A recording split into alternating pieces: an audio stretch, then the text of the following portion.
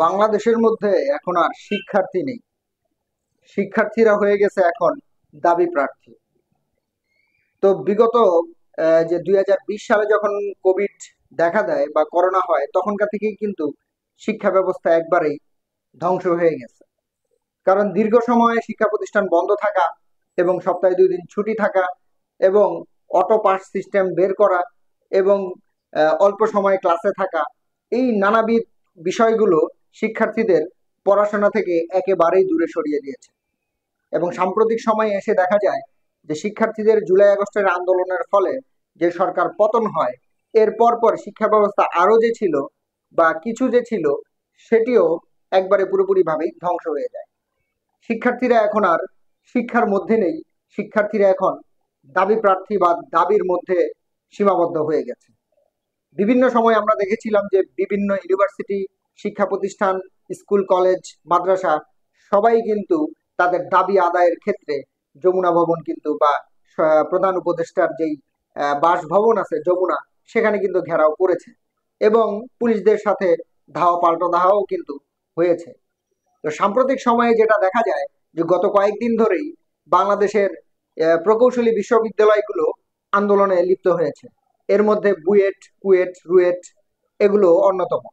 এবং এই তিনটা প্রকৌশলী বিশ্ববিদ্যালয় তাদের তিনটি দাবি আদায়ের জন্য সোচ্চার হয়ে ওঠে এবং দীর্ঘদিন ধরে চলা এই দাবিটি সরকার মেনে না নেওয়ার ফলে তারা রাজপথে নামতে বাধ্য হয়।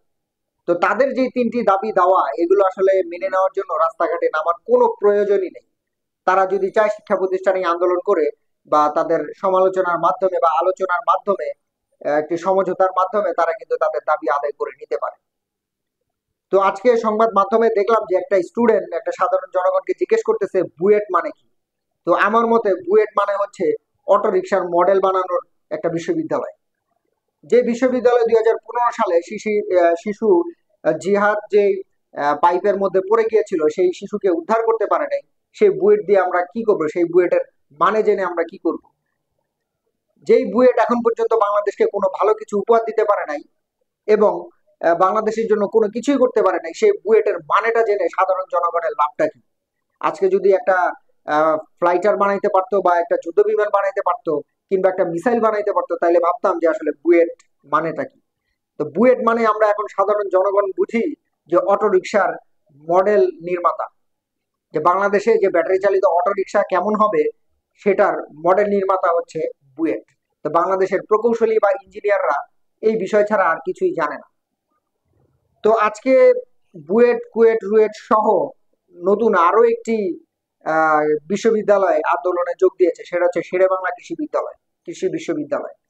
যারা তাদের দাবি হচ্ছে যারা কৃষি বিষয়ের উপর স্নাতক না করেই তাদের নামের শুরুতে কৃষিবিদ শব্দটা লাগানো এটা আর পারবে না।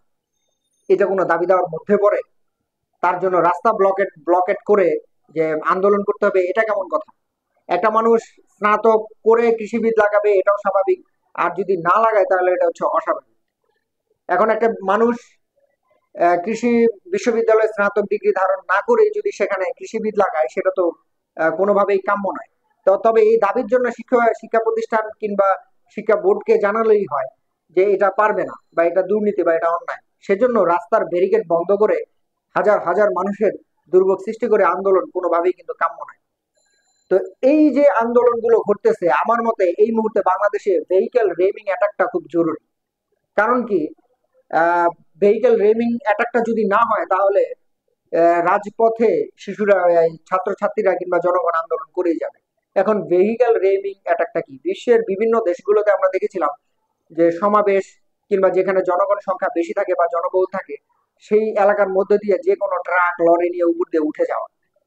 কারণ বাংলাদেশে যদি এখন এটা না করা হয় দেখতেছি আসলে দিন দিন এর মাত্রা আরো বেড়ে যাবে। কোন দিন যে জনগণ আসলে এই ভেহিক্যাল রেমিং এর অ্যাটাকের প্রতি আগ্রহ হয়ে পড়বে সেটাই এখন মানে বোঝার মুশকিল। যেভাবে যে পরিমাণে রাস্তাঘাটগুলো আটকে দেওয়া হচ্ছে, কোন দিন কোন বাস আসলে জনগণের এই আন্দোলনকারীদের উপর দিয়ে উঠাই দিবে সেটার কোনো কিন্তু গ্যারান্টি নাই। তো ছাত্রছাত্রীদেরকে বলবো তাদের দাবি দেওয়া আদায়ের জন্য তাদের শিক্ষা প্রতিষ্ঠান আছে, প্রেস ক্লাব আছে কিংবা অন্যান্য জায়গাগুলো আছে বা রাস্তার একটা ধার ধরে তারা যাতে আন্দোলন করে।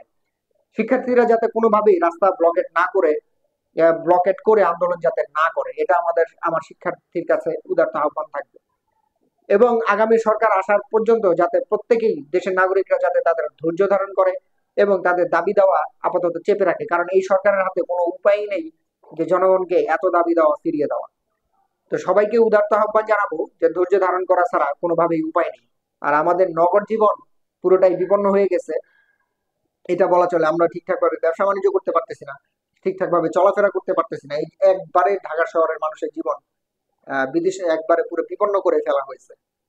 তো সবাইকেই বলবো যে আসলে সবাই ধৈর্য ধারণ করুন, ইনশাল্লাহ আল্লাহ সফল একটি বা সুফল দান করবে।